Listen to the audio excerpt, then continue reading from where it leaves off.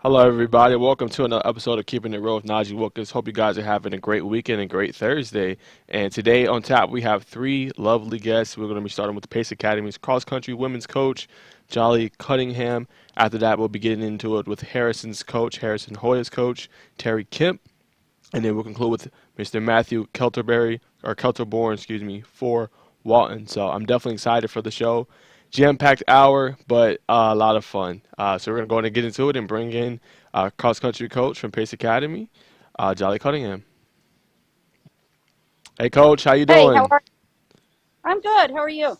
I'm doing good. Thank you so much for joining me. I definitely want to talk to you after that big win for you guys and kind of, ending that historic streak for Westminster. Yeah, it was a great day. The kids came together really well, and couldn't have asked for anything better.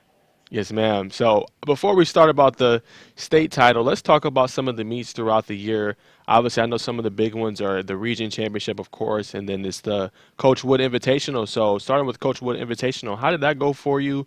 What did you see in that one from your girls, and how was that able to kind of lead up into what we saw from the state last week? Yeah, well, so to back it up a little bit before that, for the majority of the season, except the first two meets, we ran without our number one all season. She was having an ankle issue, doing a lot of cross training. So even going into Coach Wood, we still didn't have her back. But 2 through 7, they had solidified, pretty much running in the same place that they ran at for the state meet. And we had a new sophomore come out this year that stepped into the number 2 spot, that just kept getting stronger and stronger. And as she got stronger, everybody followed. And it was an amazing group of girls. You know, Coach Wood was a pretty good race for us. I don't know that I could say it was our best race of the season, but definitely a stepping stone going towards region and state. Yes, ma'am. And then how was Region for you? You mentioned kind of your two coming in there, the sophomore, she got stronger and stronger. That kind of, bled into the rest of the team as your number one was kind of out. So how Right. was Region for you and, kind of how was that competition? What were some challenges, other challenges you faced going into that Region Championship meet? Well, going into the region, that was Caroline's, our number one. That was her first race back.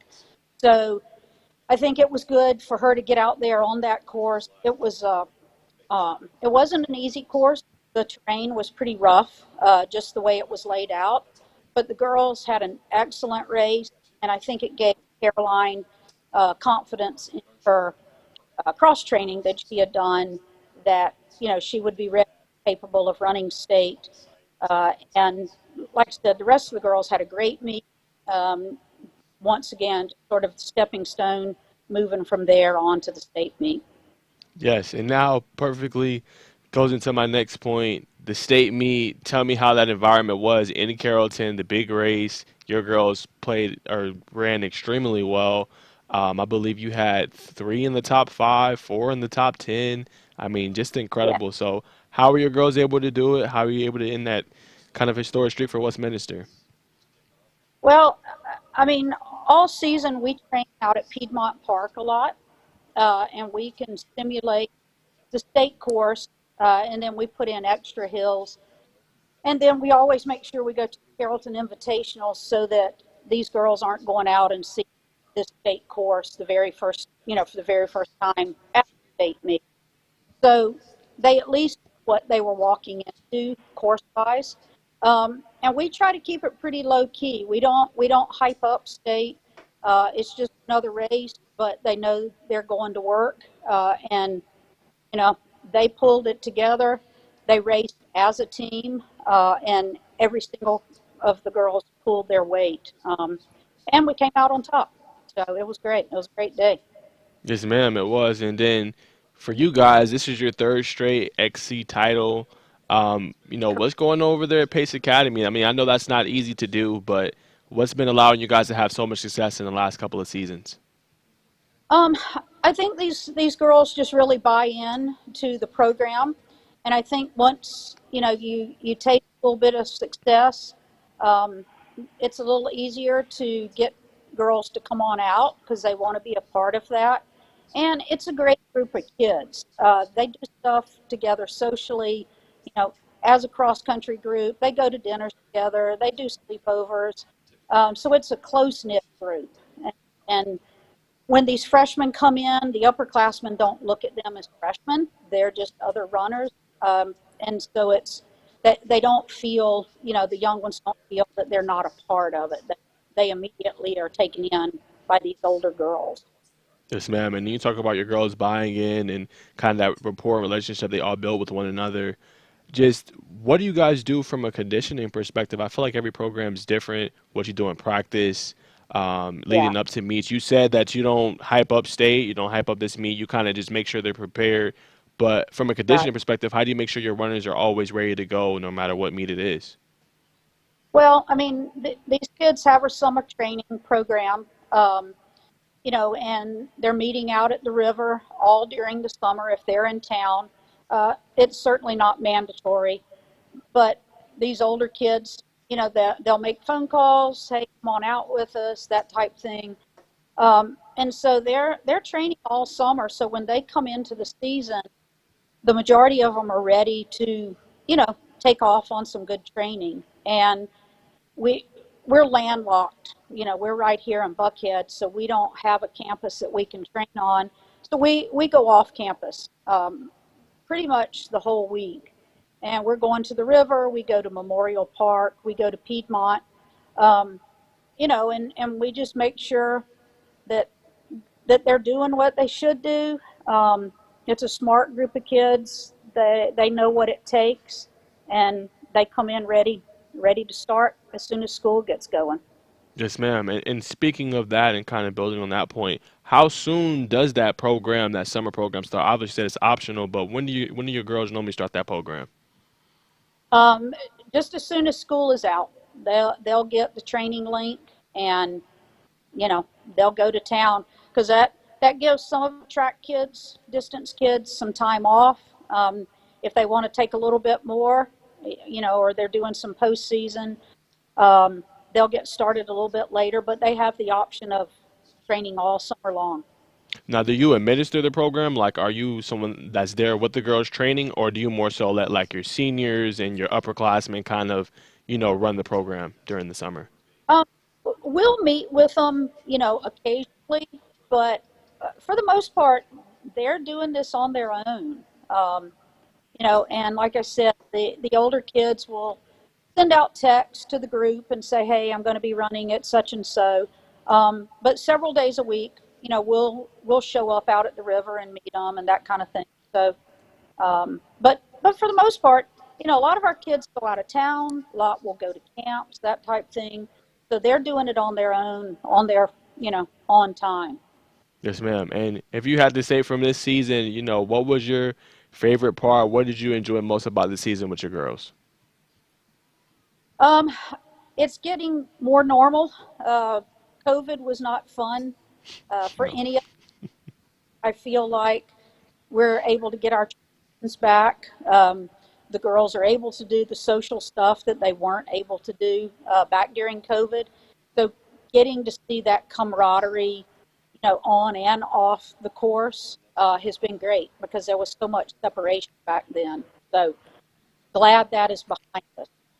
Yes, ma'am. And then for you, I feel like sometimes, depending on the sport, sometimes in any sport, was there a moment, was there a meet, was there a practice where you were like, okay, this group gets it, they've locked in, they have a chance to be special? Did that moment ever occur to you or come to you this year?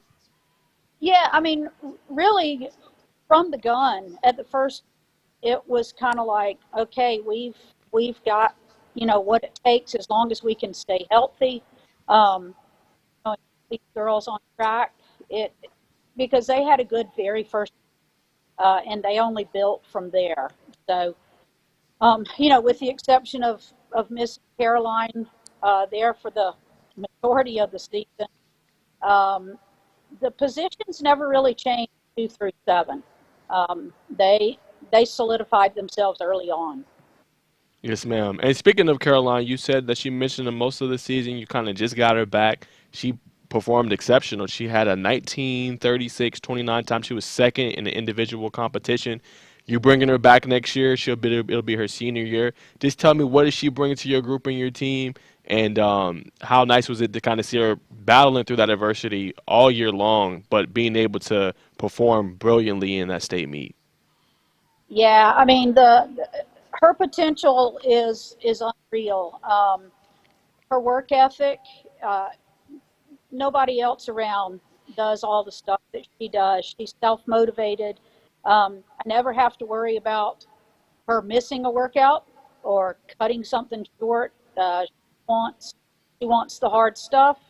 She puts everything she got into it, uh, and I can't wait for her to get fully healthy. So she's going to come back. She's going to do some postseason. She'll be at running lane, and then looking towards a good track season. So the potential there is off the charts for her. Yes, ma'am. And for you as a coach, how nice is it to have like four of your top 10 runners from this past state meet is coming back next year. Obviously, you graduated five seniors this year, but how nice is it to have that experience, that kind of cohesion, that camaraderie with your girls, bringing that back for another season, and in hopes to contend again for another title. Yeah, no, that's great. I mean, when you're not in a complete rebuilding year, you know, it eases your mind as you go on through track season and into the summer. But yeah, that's a strong core group, and we'll just look to add to it. But it's an awesome group. It's great. Yes, ma'am. And if you had to look, obviously, I don't want to look too far ahead. I know, like, obviously, allow you to enjoy winning that state title. But if you had to say, what are you most looking forward to next year with your girls? What are you kind of hoping to see from them, before summer training starts and the girls kind of get back into fold? Obviously, some will run track, but for the cross country season. Yeah, I mean, for cross country, just getting them centered again, and you know, they know what they can do as a team, and just to watch them continue to build on it, getting themselves stronger, and coming into the season with some real defined goals. And this is a group that definitely is goal oriented. Yes, ma'am. And two more questions before I let you go, Coach. The other one, Okay. having those underclassmen step up for you, what are you excited to kind of see from them specifically? Like, I forget her name, but like you had a sophomore that stepped up big. I think she was second behind kind of Yeah. Caroline in there. What are you excited to see from them, kind of your underclassmen? Well, so you mentioned the sophomore that was second. That's Zahara Bernal. This was her first time ever running. She's never run. She's a soccer player, and so Wow. she's got what 6, 7 races under her belt, and she's already run what she's run. So tremendous uh, potential there. Harriet Blaha is a freshman. Ava Swales is a freshman. So they came into it. They both had run middle school, but they stepped right into some varsity roles, and I mean, they immediately were training at a varsity level. You know, they know what it takes, and these younger ones that'll come up, they'll serve as examples to them. Uh, and Olivia Resnick, she was kind of the glue right there in the middle, that in that four spot that sort of held, three and five close. And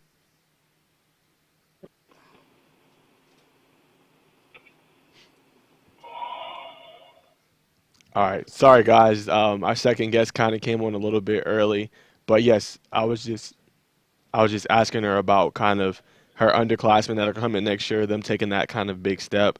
Hopefully, I want to ask her one more before she goes. Is she still there? She's gone. Okay. But yeah, guys, that was Pace Academy. Again, they had a phenomenal meet. Okay. They had a phenomenal meet. They have won three straight titles now. 20, I think it was 2019, 2020, 2021 now. Well, no, 2020, 2021, 2022. So, I mean, they're on the streak. They got some great girls. A senior coming back in Caroline Hood, some of their underclassmen coming back. So they're going to be right there for the taking next year, and definitely excited. Hey, coach, sorry about that. yeah, Second guest joined a little early. that's okay. Yes, ma'am. But you were talking about kind of your underclassmen, and I just wanted Yeah. you to kind of finish your point on that. You mentioned the girls that are stepping up, but just what does that mean to you, them getting that experience? Especially you said your second runner having being a soccer player, her first real season, but she was able to kind of perform well. So how nice is that to kind of bring that back? Yeah, it's awesome. Having that whole group come back and be so young, um, that just shows there's a whole lot more growth and potential there. Um, but they're also, as I had said, they had bought into everything, and so the next ones coming up, they're going to show them the ropes, and hope. Okay. Hold on, guys. Give me 1 second.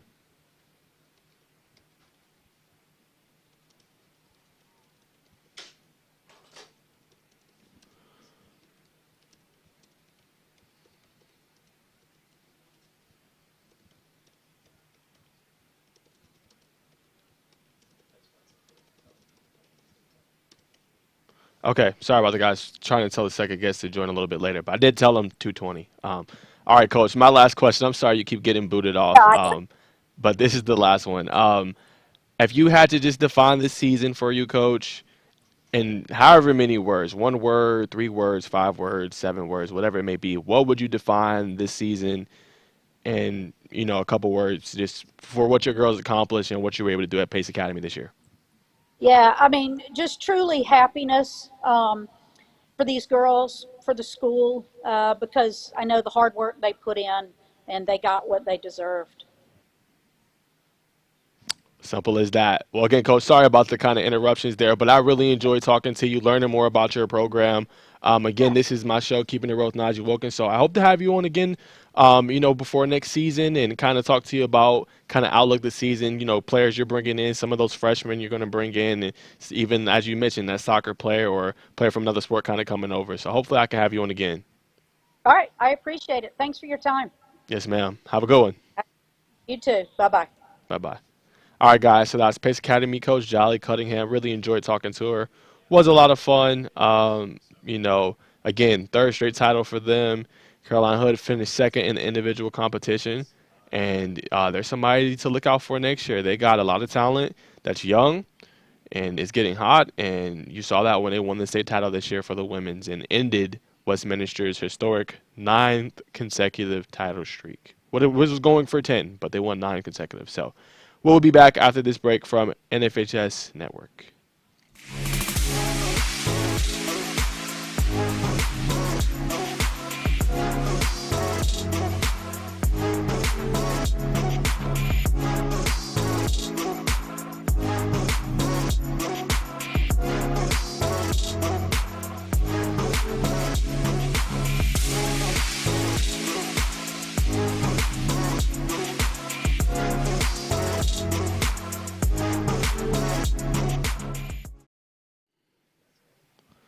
All right, guys, we are back from commercial break. In the second segment, we are going to have Harrison coach Terry Kemp. He will definitely be here. Excited to have him. I think he is available now, so let's go ahead and go to him. Hey, coach, how you doing? Hey, Najee, how are you? Sorry about earlier. I didn't mean to mess up the timing with that. I thought I would be in a queue. I wish we had the software like that to kind of put you in the queue, but no, it's all good, coach. I'm super excited to have you here and talk about your program and some of the success you guys been having. Yeah, so first of all, thank you so much for thinking of us. Anytime I get the chance to talk about my girls, I jump on that opportunity. So I appreciate the opportunity today. And, I just love talking about Harrison basketball. I've been a part of it for 15 years on the boys and girls side. So, whatever you want to know, I'm ready to lay it all out there for you. Yes, sir. I appreciate it. So you mentioned the experience in being with the program 15 years. Where did you start before that? Where did you start your coaching career?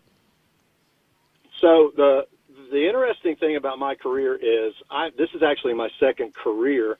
The Great Recession caused me to have to kind of become a new person, a different person rather. And I was a community coach here at Harrison for the 2 years leading up to the Great Recession while I was working at Home Depot. And when the Great Recession hit, I was one of the ones that got laid off, and I kind of felt like it was God telling me, all right, here's your new direction. You need to get into these classrooms. You need to lead, and you need to take that next step. Because I was already coaching there or here, as a community coach. So it just felt like the next step.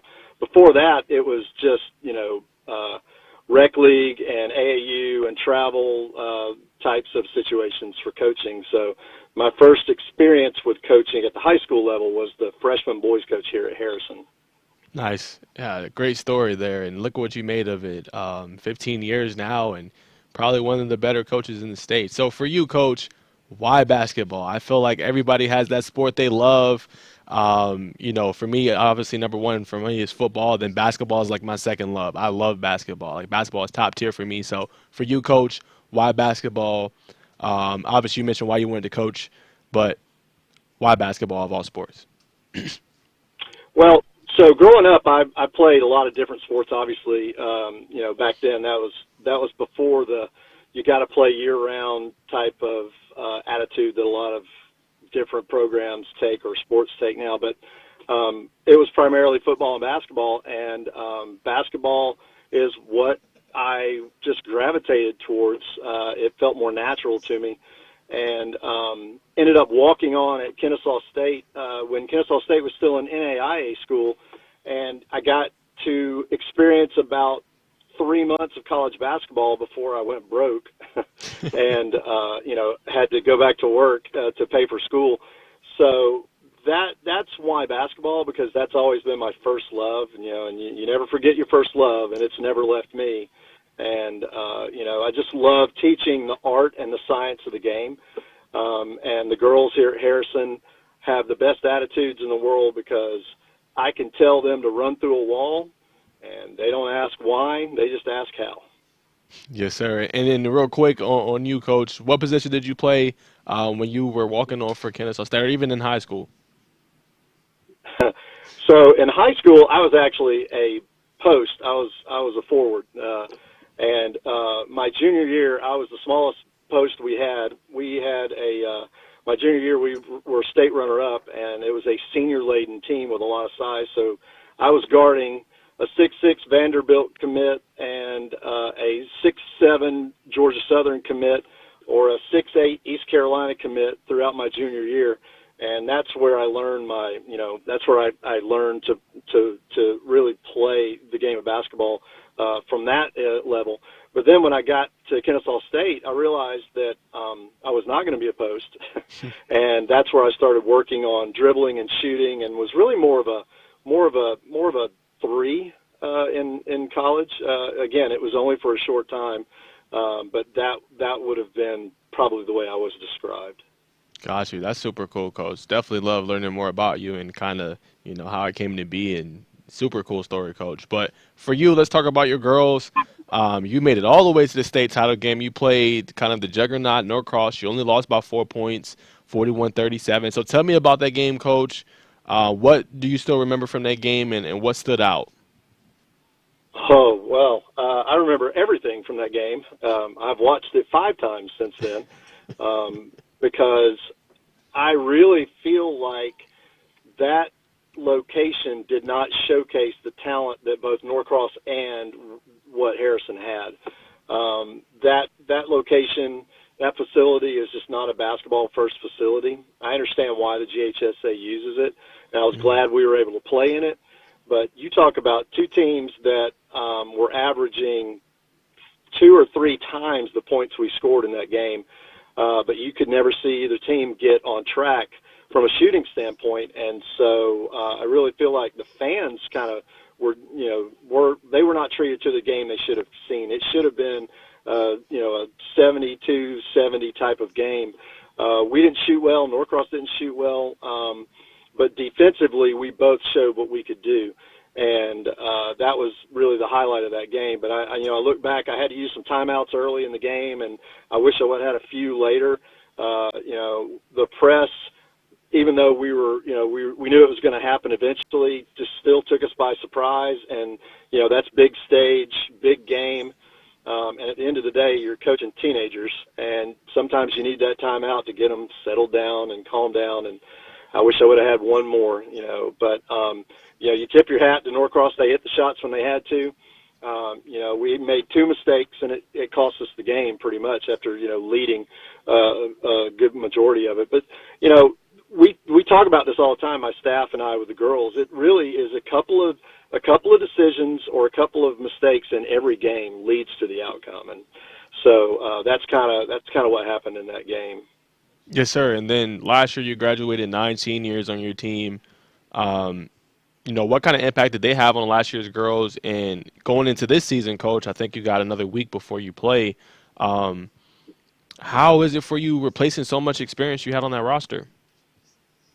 Yeah, so we're replacing 77% of our per game scoring. That's going to be a lot of fun. Wow. Like you said, 9 seniors, and of those 9 seniors, 5 of them are playing basketball at the next level at some level. And so, actually 6, excuse me.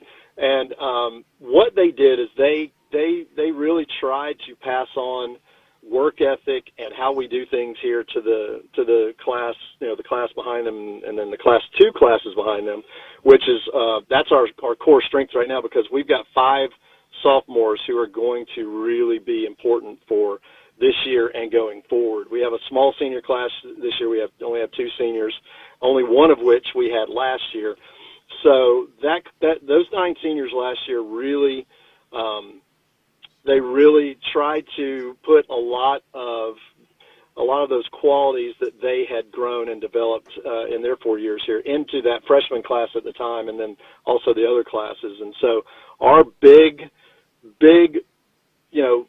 hurdle will be getting those sophomores to play the way they're capable of. They physically have the ability. They from a talent-wise standpoint, they have all the ability in the world, but it's that game experience and that game maturity that you only get from playing in those games. And so that'll be our biggest hurdle. That and a schedule at the beginning of the year, which is brutal. Our first 5 games are all ranked opponents, and none of them are ranked lower than, I think, 3 or 4 in their classification. So if we can overcome that early season tough schedule and getting the younger players up to speed, I think we'll be fine when it comes down to region and state tournament play, in the late winter, early spring next year. Yes, sir. And then really quick question for you. Have you already announced captains for your team this season or not yet? No, not yet. Our first scrimmage is tonight, or Okay. our scrimmage is tonight, so our first game action will be tonight. And we're going to see how that goes. There have been times where I didn't use a captain in a season. I would really kind of go from game to game, and that usually kind of allows leaders to emerge organically, and we may do that this year. I don't know yet. We're still working on, a lot of the stuff that we need to be successful, and I haven't really thought about captains yet. So to answer your question, I'll have one for tonight or 2 for the scrimmage, but we'll probably, at least early in the season, we'll probably go game to game with that. Yes, sir. And who do you play tonight? And then tell me about the 3 sophomores. You mentioned them. What's their names? What positions are they going to be playing for you? And are they going to be starters this year? So we play North Cobb Christian tonight here at Harrison, the girls and the boys. It's a doubleheader for scrimmage, and so we'll get our first test tonight, because North Cobb Christian usually has a really good program. We see them from time to time in the fall league we play in, so it should be a good test early to see where we stand. As far as the sophomores go, we've got 5. But, the core of our team should be our 2 seniors and then a junior. They should be the one. The one senior is coming back from that team last year, one junior coming back from that last year, and then we did have a transfer in from another school as a senior. So they should be our leaders and our core, and that our 2 seniors are Libby Hine and Holly Turner. And they will lead by example early in the season from using their abilities. Both of those kids are going to play at the next level. And then my junior that's going to get a lot of playing time is Alex McElroy.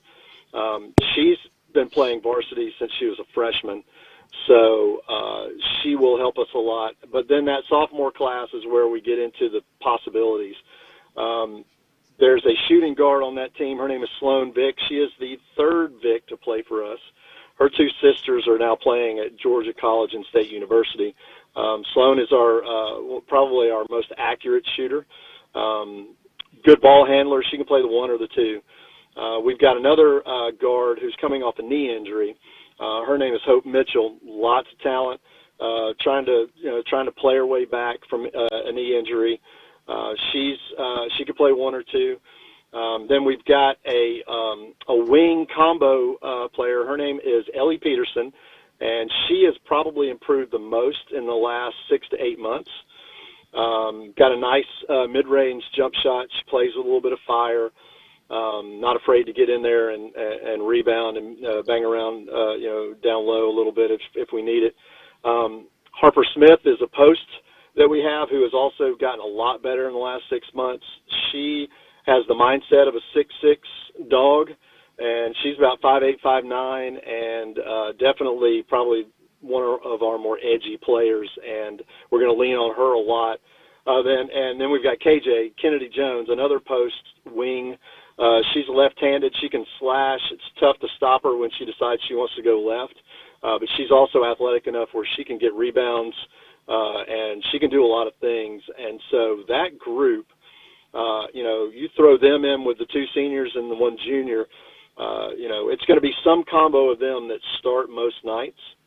And then the rest of the team is made up of some current role players who are trying to figure out where they're at and what they're doing as far as their basketball careers go. A lot of possibilities there. A couple of juniors, and then a sophomore and a freshman. I mean, a freshman and then that sophomore group. So that's the way we lay out. Probably could go about 9 or 10 deep. We could go 5 on and 5 off if we wanted to.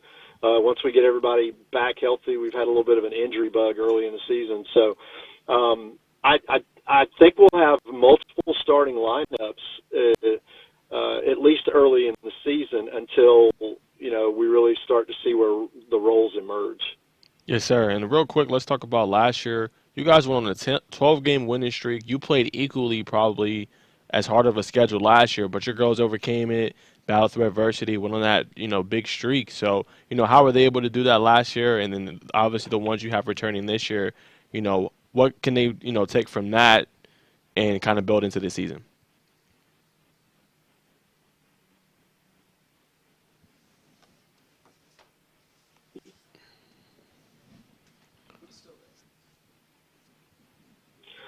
So one of the most foundational things here at Harrison that we teach is family. And we push the girls to bond and, care for one another and take care of one another and trust one another. And that is foundational for us. And what you saw last year was the culmination of a group of girls who had been playing together really since middle school that completely embraced all of those foundational things, along with having a lot of ability, obviously.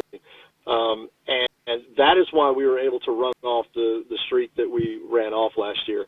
I think it ended up being 22 in a row at one time going into the state championship. I'm trying to do it by memory, but it was all of those things. They cared about one another. They played one another, and they held each other accountable. All the things we teach here, and you mix all that together, and you've got what, in my mind, was the best team from a definition of team I've ever seen. Just because everyone did the little, and everyone accepted their roles, and everybody's roles could have been different from night to night. And so that is what got us to where we were last year. And that leadership and all those things are now being transferred into these next classes. We'll get through the early season learning curve, and we'll be we'll be right back to the that I want us to be for sure. Yes, sir. And tell me about this non-region schedule this year. I mean, like you said, tough opponents: Buford, Norcross, Cartersville, Hebron Christian, Carver, Columbus. I mean, what bit went behind the scheduling? All these teams, had a winning records. They're tough opponents year in year out. For the most part, they make the playoffs. So, what kind of went behind that tough scheduling?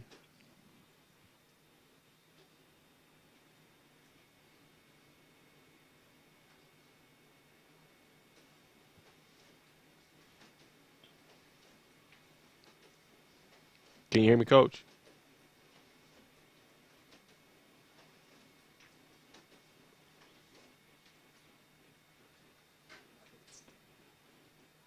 Okay. I I try.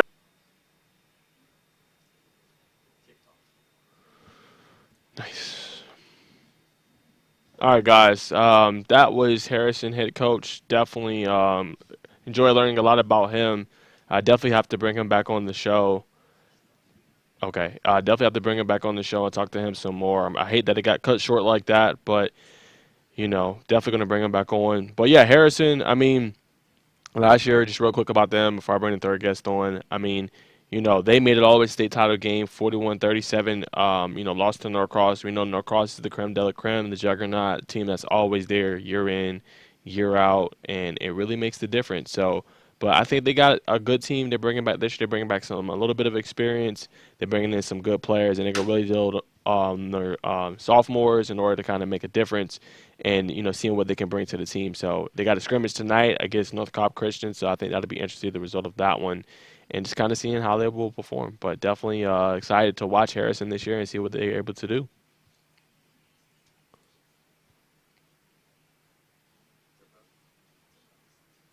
Okay. So, as we were waiting for the next guest to come on, I guess I'll go ahead and get into some of the things I wanted to definitely outline today. My co-host Craig with the Underrated and Overlooked podcast, he came out with some rankings. Our boy Seth Ellerby came out with some rankings. So I definitely wanted to address that, and I'm actually excited to be covering some basketball this season and being able to see some of these teams. So we'll start with the women's side. Brookwood opens as the state's highest class with Norcross, South Forsyth, Archer, Buford closing the top five. Carrollton, Cherokee, Peachtree Ridge, Lowndes, and Hillgrove round out the top 10. Lovejoy is atop the 6A. I did talk to Lovejoy coach earlier, I believe 3 weeks ago. Enjoyed that conversation. Brianna is going to be a player to watch for this year. River Ridge, Forest Park, Rockdale County, and Brunswick are chasing them, along with Warner Robins enters as Class 5A. Top ranked team. Then you got Northside Columbus, Hiram, Kell, Greenbrier in the top five. In Class 4A, you have Griffin, Luella, Holly Innocence, Baldwin, and Stockbridge. And 3A, you have Lumpkin sitting at the top with Hebron Christian, a team that Harrison is going to play this year. Wesleyan, Carver Columbus, another team Harrison will play. Cross Creek in top five. Class 2A, Central Macon enters as the top ranked team. Landmark Christian, Josie, Mount Perrin, and Laney. And to conclude with Class A Division One with Elbert County starts Galloway, Rabun County, Swainsboro in the top five. And in Class A Division Two, Taylor County opens as the top with Lake Oconee Academy, Shelley County, Clinch County, and Turner County chasing out the top five. So can't wait to see what happens with those. Okay, can't wait to see what happens with those and how it's going to shake up because I think, again, 6A, as I mentioned a few weeks ago, will be one of the top classes in the state this year. Okay, Coach, I'm so sorry about that. Our other guest was trying to join on, but I don't know if you heard my last question, but I was talking about kind of the scheduling. Buford, Norcross, Cartersville, Hebron Christian, Carver, Columbus. What went behind kind of that scheduling, and what are you hoping to find out from your girls throughout the first kind of part of the season? Well, I'm the one behind the scheduling. I always schedule tough, so sometimes I kick myself for scheduling too tough, but that's how you get better. That's how you get ready for region play, and that's how you get ready for state championship play or state tournament play. So that's me, and I've got a great relationship with a lot of the coaches around the area. Coach Durden up at Buford and I have a.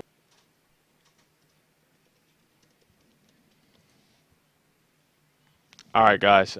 Sorry again. That again was the Harrison coach. Try to get him for about 5 more minutes before the next guest comes on. But yeah, I'm gonna keep talking about the rankings real quick to see before we get on for the boys. I thought it was interesting as well.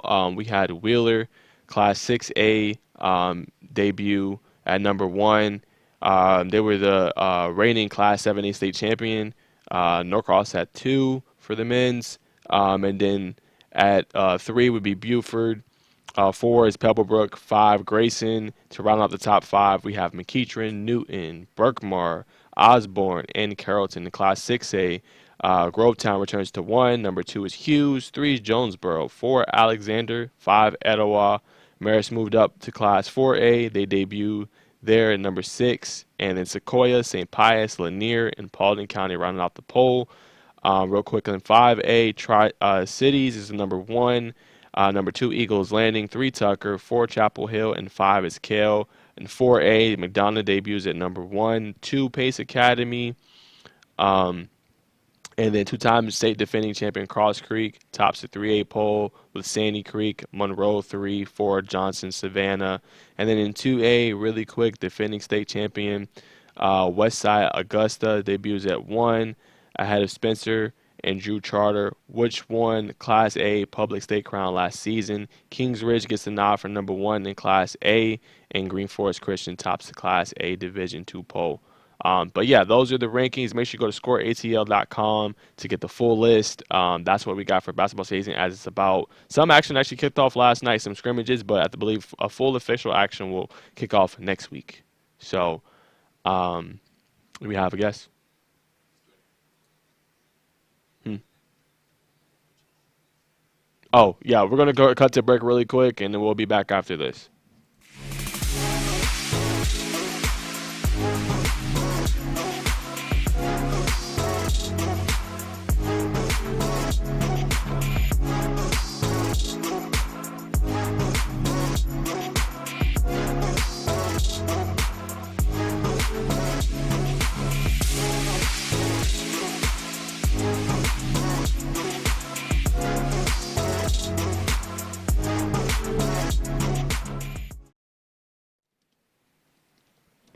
All right, guys, we're back. We're gonna wait for the third guest. I did just actually text him, so we'll see when he's able to get on. Gonna hear word from my producer to see.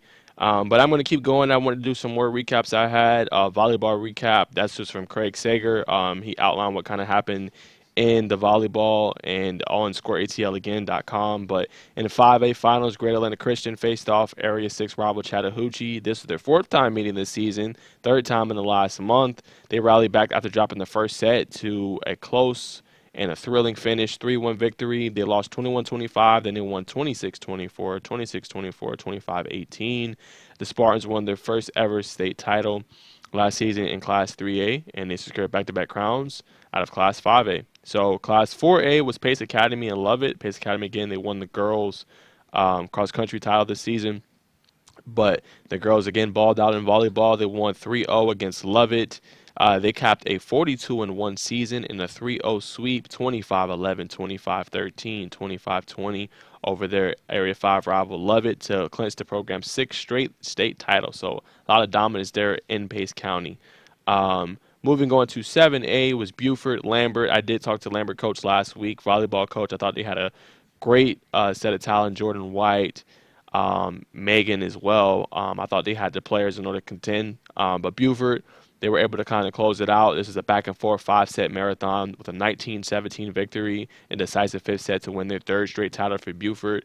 The Wolves beat Lambert 2-0, 25-21, 27-25, and then the top teams, they met on August 20th. Buford carried a 17-game winning streak coming into this rematch, and Lambert had a 19-game streak heading into this championship round. Lambert was able to overcome a 13-8 deficit in the open set, climb back to score a 25-22 victory.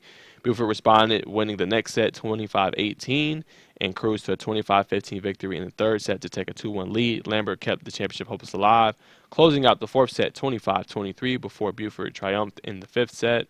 Lambert did have match point, but obviously they thought they had clinched the victory, but there was an overruling from the head official, line judge, and Buford closed out the tiebreaker in 6-8. Pope won 3-2 against Sequoia. Sequoia opened up a 2-0 lead after closing out 25-21 win in the first two sets, but number one ranked Pope staved off the Chiefs with a 25-20 win in the third set, forced a tiebreaker after running away with a 25-16 win in the fourth set. In the decisive fifth set, Pope opened up a 7-5 lead and went up 12-9 before closing out the 15-11 victory. When the teams met back August 25th, Pope was able to win in four sets, and they swept past four rounds of opponents before rallying in Saturday's five-set marathon. So that is what happened in volleyball. Again, if you want to see and actually read the article, go to scoreatl.com. Great article on that and kind of what happened. And again, great news there. And while we're still waiting on the third guest to join, I'll go ahead and close out with a cross-country recap and kind of what happened. This was my article on scoreatl.com. Again, the Marietta boys in 7A won both titles, the girls and the boys, team titles in the state's highest class. On the boys' side, it marked Blue Devils' fourth title for the girls and marked the fifth overall championship, 5 in the past 6 seasons. Individual competition winner was Memphis Rich of Richmond Hill with a 16:21.93 time. In Class A Division II boys competition, Queenish runner Diego Pryor won the individual title while Atkinson County took the team championship. On the girls' side, Wilcox Isidore Catron won the individual competition while Atlanta Classical won the team title. And in Class A Division I boys competition, Bleckley County Luke Churchwell won the individual title, and Armucci captured the team championship. On the girls' side, Darlington Caroline Knight won the individual title, and Scevern County captured the team championship. And then for Saturday, a lot of action. Pace Academy again clinched their third straight title in 4A. They ended Westminster's streak of 9 consecutive titles. They captured their 14th state championship. The Knights won 2A championship the past 2 seasons, and Westminster has controlled 3A each year since 2014 with a shared title, 2A title in 2013. They did move up to 4A this year.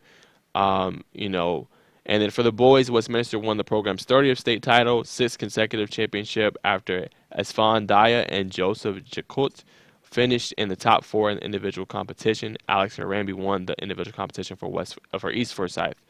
On the boys' side, in 2A, Athens Academy won the second title in school history, first since 2012. Jackson Shrugs finished second in the individual competition behind models Simon Shabert.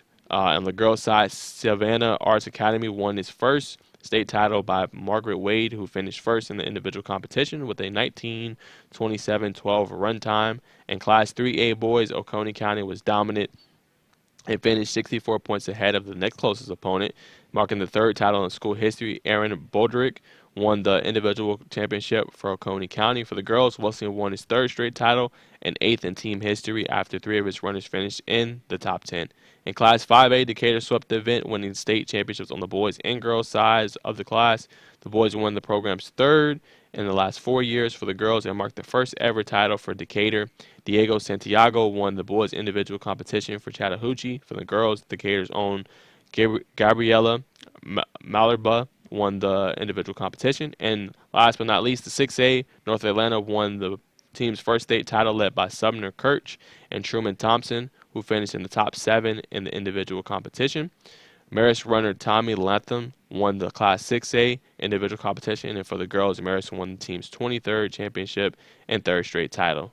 St. Pius runner Hannah Schemmel won the individual competition. So again, those are the results from over this weekend. If you missed it, volleyball, cross country, and I think basketball rankings I just mentioned as well. So that's what I got for you guys as far as those.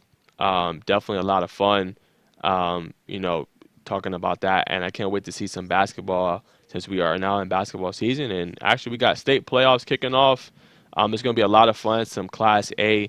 I do want to mention really quick some brackets as we still, try to wait for Walton Coach to join.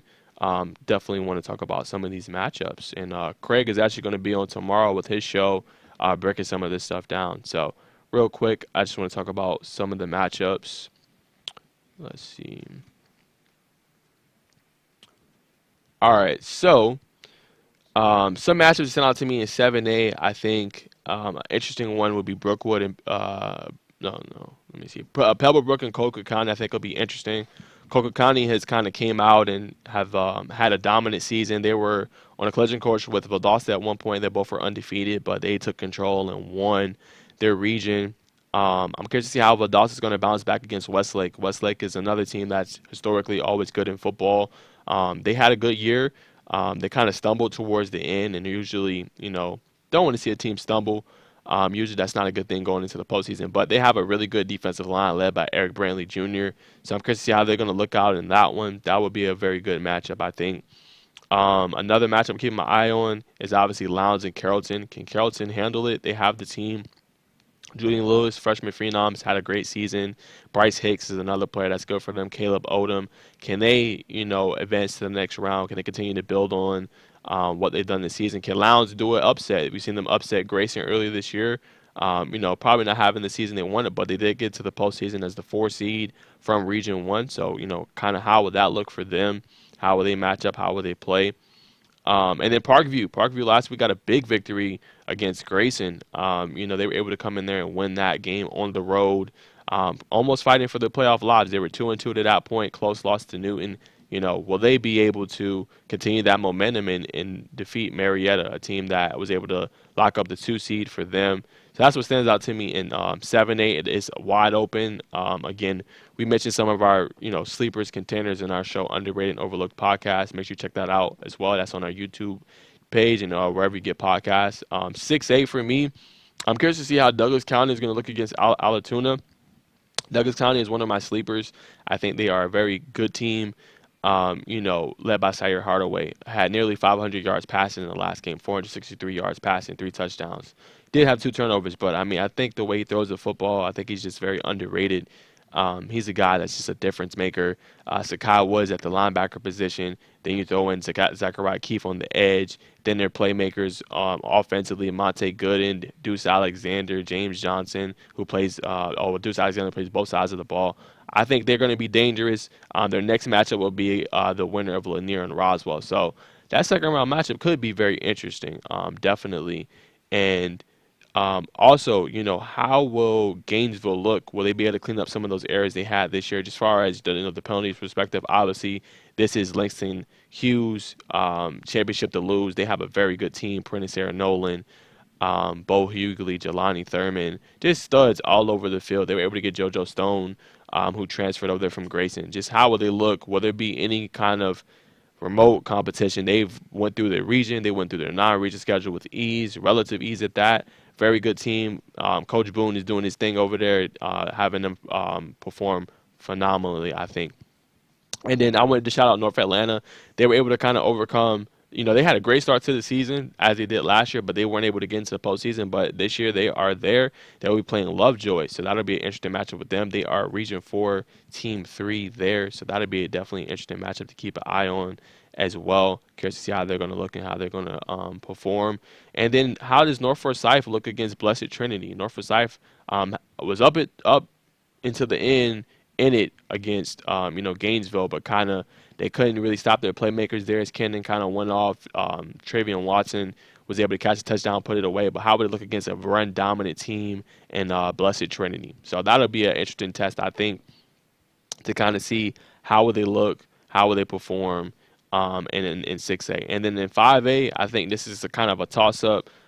Kell is in there. They play Lithia Springs. Kell was undefeated, so they play Cambridge, who essentially won their region title. How will Kell look coming out into this game? Led by Bryce Calvin, Peyton Zachary, and kind of some of their studs.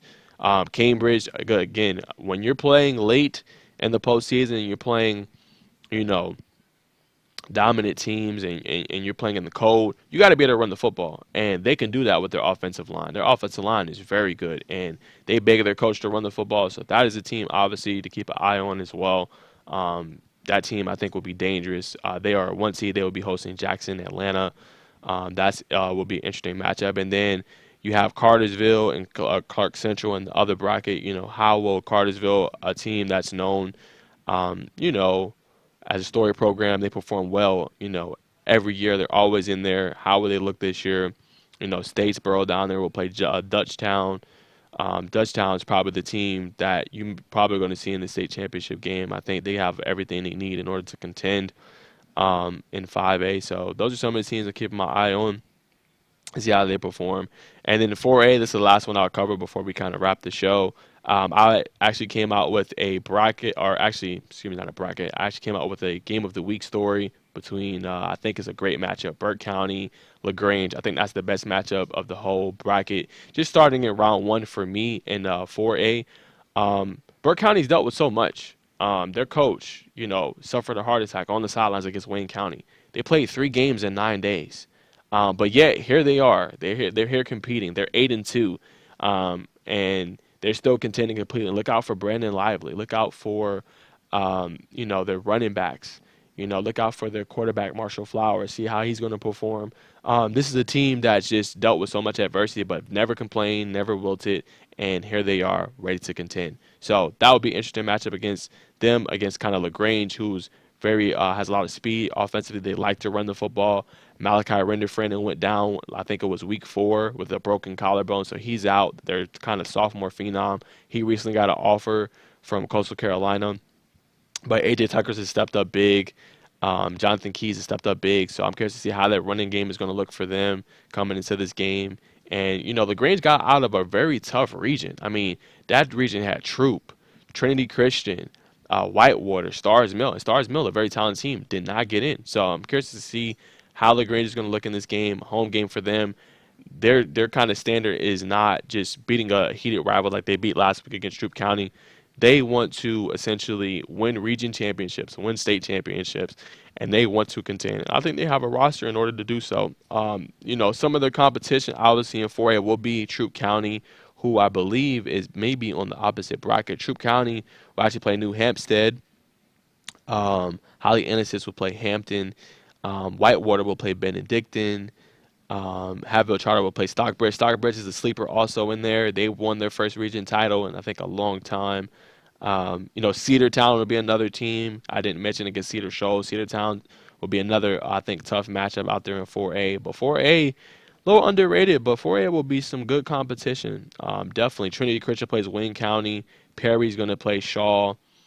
I'm trying to find. Okay, Burke County plays LaGrange. So yes, LaGrange is on the opposite bracket. Looks like of um, the number 1 seed Troop. Yeah, they're on the opposite bracket. So if they were to face again, would probably be in the state championship. Both teams made it out. But Cedartown's in there, LaGrange, can't sleep on Burke County, Stockbridge, and some of those teams. So it'll be very interesting. That's some of the bracket. If you want the full brackets, go to scoreatl.com. It's all laid out there, and some of our articles, and also my game of the week preview I think will be very good. But stay tuned. GHSA state title preview between Westminster and Lovett is tomorrow on PGTV at 8 p.m. We'll have a preview hopefully by tomorrow of that game, so you guys can check out some players to look out for and some matchups as well.